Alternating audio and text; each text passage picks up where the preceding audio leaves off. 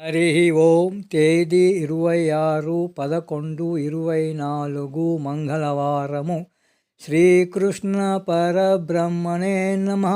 శ్రీమద్భగవద్గీత జ్ఞానయజ్ఞములో శ్రీమద్భగవద్గీత నుండి అథ ప్రథమో అధ్యాయః అర్జున విషాదయోగః. ఈ అధ్యాయము నుండి 15వ శ్లోకము.